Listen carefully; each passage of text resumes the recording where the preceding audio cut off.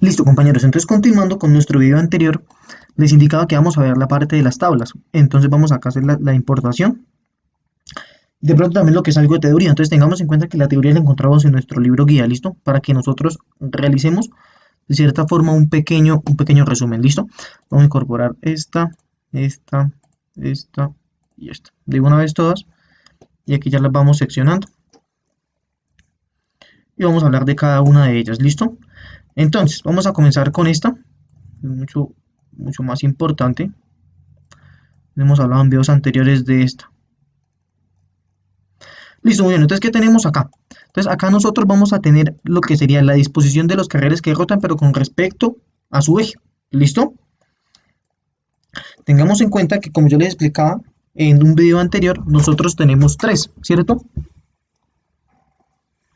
Entonces, el carril externo, el carril interno y lo que sería, mejor dicho, el borde externo, el borde interno y lo que sería el eje.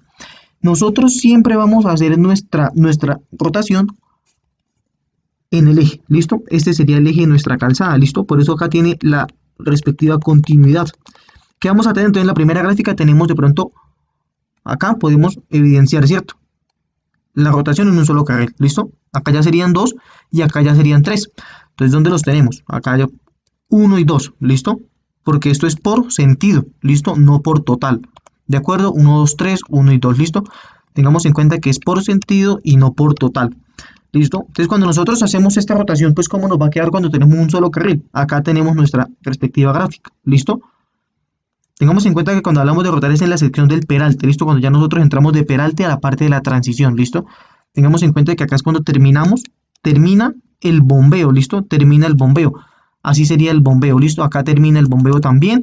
Y acá es cuando ya entramos a la transición, ¿listo? Automáticamente estos dos carriles que tenemos acá aumentarían, ¿listo? Pues depende del sentido de la curva, ¿no? Porque, pues depende del sentido de la curva, claro está. Si vamos de pronto hacia la izquierda, pues estos carriles aumentarían. Pero si vamos de pronto para la derecha, ¿cierto? Para allá, pues estos carriles son los que aumentarían y este se mantendría como tal su pendiente, ¿listo? Bueno, muy bien. Eso es lo que nosotros tenemos acá. Es A1, A2 y A3 y sus respectivas secciones.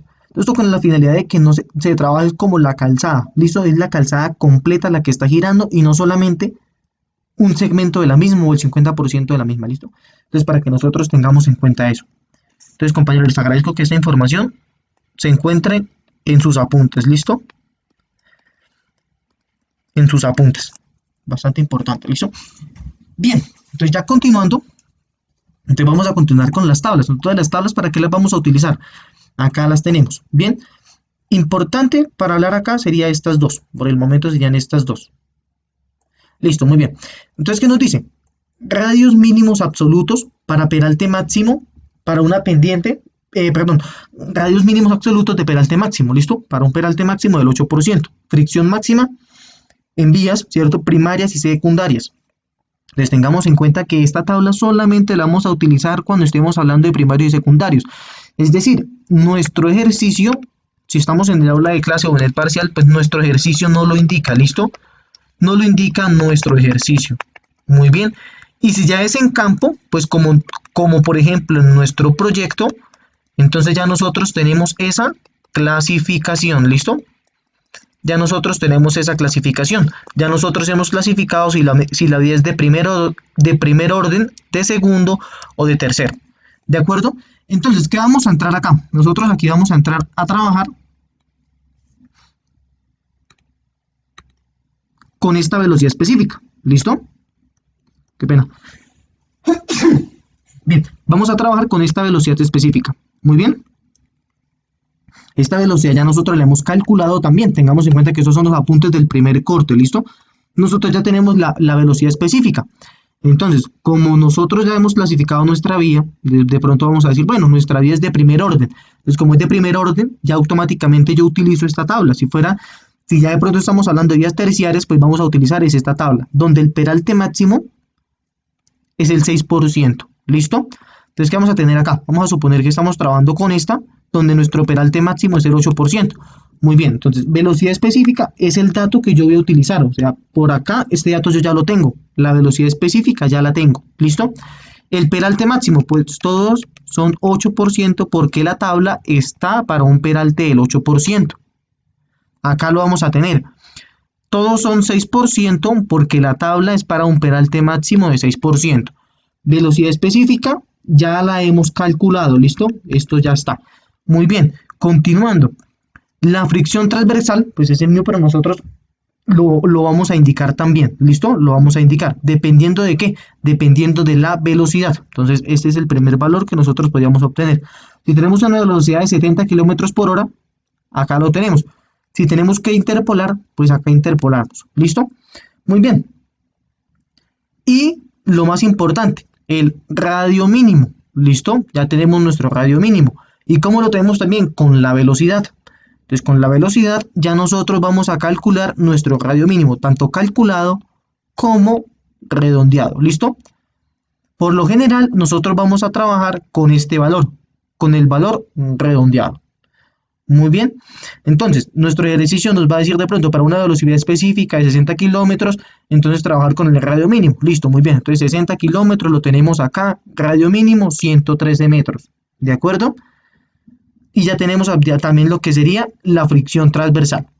Muy bien, si nos vamos ya para acá, para cuando estemos trabajando con vías terciarias, es el mismo procedimiento porque es la misma tabla.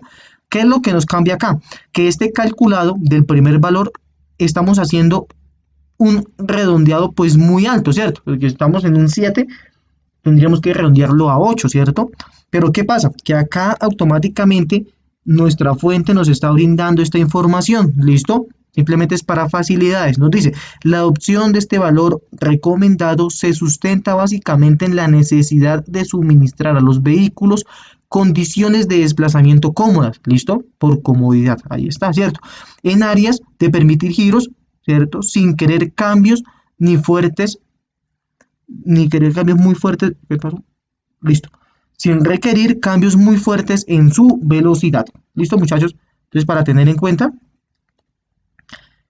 si de pronto llegamos a trabajar con una velocidad de 20 kilómetros, pues tengamos en cuenta que acá ya tenemos que trabajar con el 15 como tal, ¿de acuerdo? Y no de pronto acá con el 8 o con el 7.7. Sería como eso. El trabajo sería lo mismo, ¿listo? Como tal el trabajo. Bueno, muy bien. Ya para culminar, entonces ya vamos a hablar de lo que sería la última tablita, esa tablita.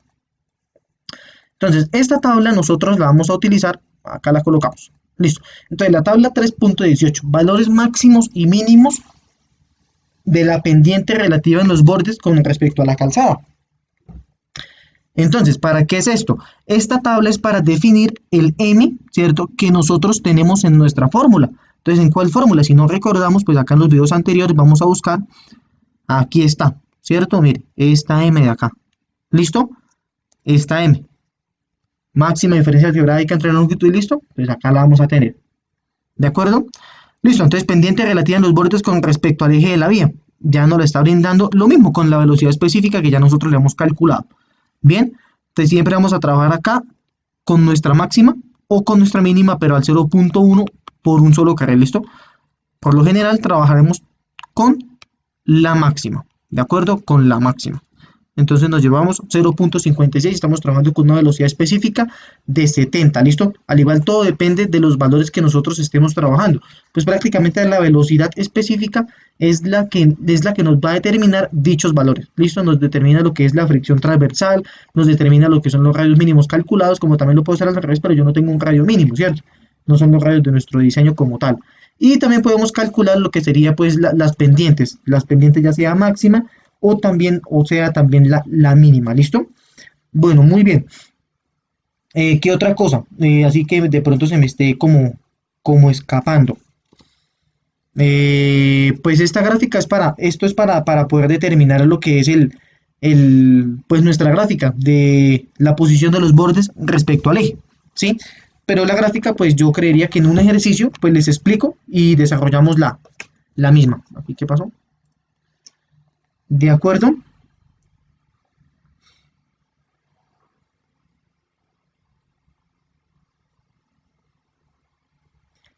Bueno, compañeros, entonces con respecto a algo de teoría, yo creería que ya en nuestro libro guía vamos a hacer un breve resumen, ¿cierto? Entonces les doy la información, de pronto estamos hablando de lo que sería la transición del peralte, un breve resumen, o prácticamente lo que yo estaba hablando en estos 3 cortos videos, ¿listo?